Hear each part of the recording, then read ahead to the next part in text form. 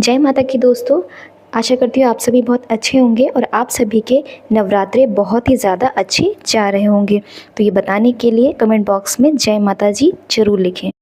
तो आज की इस वीडियो में हम जानेंगे कि नवरात्रि की चौकी हमें कब उठानी है और कैसे उठानी है।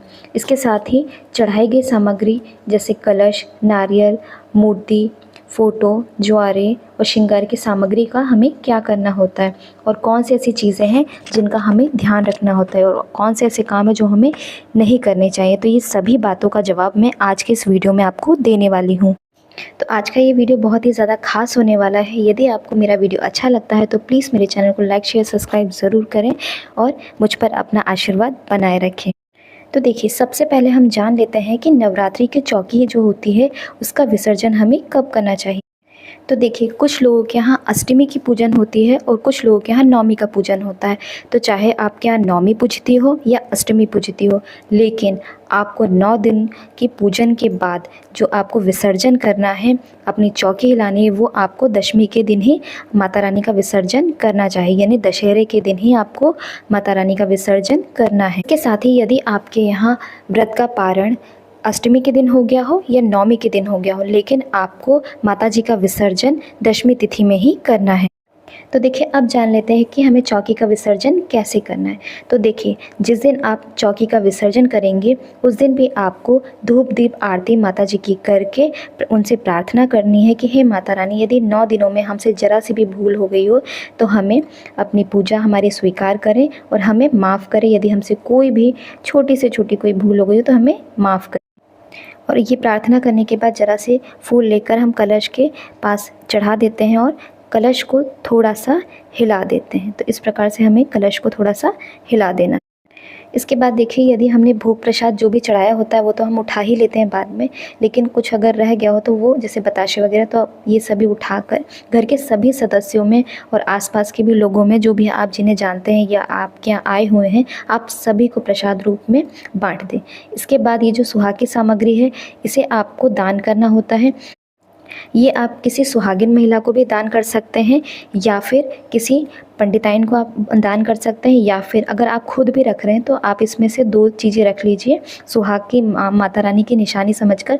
इसके बाद बाकी की चीज़ें आप अपनी सास को या जेठानी या आसपास की कोई सुहागिन महिला उन्हें दान कर सकते हैं। इसके बाद ये जो नारियल होता है इसे आप फोड़ लीजिए और घर के सभी सदस्यों को प्रसाद के रूप में बांट दीजिए। और ये जो कलावा है, इस कलावे को आप अपने बच्चों के हाथ में बांध सकते हैं। इसके बाद जो दक्षिणा आप चढ़ाते हैं ये आप किसी बच्चों को दान कर सकते हैं, छोटी कन्या को दान दे सकते हैं, या फिर मंदिर में भी आप प्रसाद रूप में इससे कुछ चढ़ा सकते हैं। इसके बाद देखिए, वो जो सामने कलश रखा हुआ है, तो कलश में जो आपने नीचे चावल रखे हुए हैं ये आप अपने अन्न भंडार में, जहाँ पर चावल रखे हुए हैं उसमें आप मिला सकते हैं। बाकी की जो ये राख है इसे आप विसर्जित कर दीजिए या फिर आसपास किसी पेड़ में भी आप डाल सकते हैं। इसके बाद जो नीचे ये मिट्टी का जो जिस पे हमने रखा हुआ है ये आप अपने किसी और यूज़ के लिए रख कर सकते हैं, जैसे कोई पौधा लगा सकते हैं। ये जो राख होती है इसको आप तिलक के रूप में पूरे घर में सबको थोड़ा थोड़ा ज़रूर लगाएं। इसके बाद जो दीपक होता है इसे तो आप साफ़ करके रख लीजिए। बाकी इसके बाद ये जो लोटे का जल है ये आप किसी पौधे में डाल सकते हैं। तो इस प्रकार से आप दोनों चीज़ें यहाँ पर देखिए हो चुकी हैं, हट चुकी हैं। तो इसके बाद ये जो नवग्रह हैं ये मैंने ऐसे रखे थे। आपने यदि चावल के रूप में और सुपारी के रूप में रखी हैं तो जो चावल होते हैं वो किसी को दान भी कर सकते हैं, या फिर जो आपके अन्न भंडार है उन चावलों में भी आप मिलाकर रख सकते हैं। उस सुपारी भी आप दोबारा यूज़ कर सकते हैं। बाकी जो गणेश जी के कलावे वगैरह हैं ये हम विसर्जित कर देंगे। और इसके बाद जो गणेश जी की मूर्ति है ये हम फिर से थोड़ा सा पोंछ कर मंदिर में रख देंगे। इसके बाद देखिए, जो हमने ज्वारे बोए थे तो ये ज्वारे को हम निकाल कर थोड़े से माता जी को पहले समर्पित कर देंगे। इसके बाद जो आपके आसपास के लोग हैं या आपके परिवार के लोग हो सभी को एक एक उपहार के रूप में दिया जाता है। ये बहुत ही ज़्यादा शुभ माना जाता है। सब लोग अपनी ऐसी जगह जो सबकी फेवरेट हो या बहुत ही ज़्यादा जहाँ पर आप धन रखते हो या आपका अन्न भंडार है, आप एक एक वहाँ भी रखिए, आपकी अलमारी में रखिए। बाकी अगर जो बच जाता है आप उसका जूस भी बना सकते हो, सभी में थोड़ा थोड़ा प्रसाद के रूप में बांट सकते हैं। इसके बाद ये जो लोटा है इसका ये जो नारियल है इसे कुछ लोग विसर्जित कर देते हैं और कुछ लोग फोड़ कर प्रसाद के रूप में सभी घर वालों को बांट देते हैं। तो आपके घर में जैसा हो आप वैसा कर सकते हैं। और जो कलावा है ये आप घर के सभी सदस्यों के हाथों में बांध सकते हैं। तो ये कलावा बहुत ही शुभ माना जाता है और माता जी का एक उपहार होता है जो हमें बहुत ही प्रेम से माता रानी देकर जाती है। इन्हें हमें अपने हाथ में ज़रूर बांधना चाहिए और अपने छोटे बच्चे हैं तो उनको भी आप बांध सकते हैं। इसके बाद देखिए ये जो कलश दिखाई दे रहा है, कलश तो आप धोकर रख लीजिए, बाकी अगर जल है उसके अंदर तो जल आप पौधे में सिंचित कर दीजिए। बाकी जो 5 चीज़ें सुपारी और सिक्का वगैरह हमने डाला था वो सभी चीज़ें हम निकाल लेंगे। तो देखिए इस प्रकार से जो पत्ते हैं हम इसे निकाल लेंगे और ये पत्तों को आपको इधर उधर नहीं फेंकना है, ये सभी आप एक जगह इकट्ठा कर लीजिए और एक पॉलीथीन में रखकर किसी भी आपके घर के आसपास पवित्र नदी है आप उसमें डाल सकते हैं। तो ये जो जल भी होता है ये बहुत ही ज़्यादा शुभ माना जाता है क्योंकि 9 दिन इसी में माता रानी विराजती हैं। एक आशीर्वाद होता है। आप अपने घर में, अपने घर के हर कोने में आप थोड़ा थोड़ा ज़रूर छींटे दीजिए। ये बहुत ही ज़्यादा शुभ माना जाता है और घर की नेगेटिविटी भी इससे दूर हो जाती है। बाकी देखिए 5 चीज़ें डाली थी, सिक्का, सुपारी, ये सभी चीज़ें आप निकाल लीजिए। आप दोबारा भी इनका यूज़ कर सकते हैं या फिर इसे विसर्जित भी कर सकते हैं।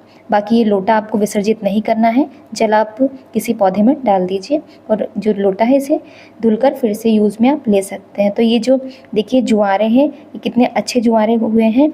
ये आप 1-2 अपने बच्चों के बैग में भी, स्कूल बैग में भी आप ज़रूर रखें। इससे कहा जाता है विद्या की वृद्धि होती है।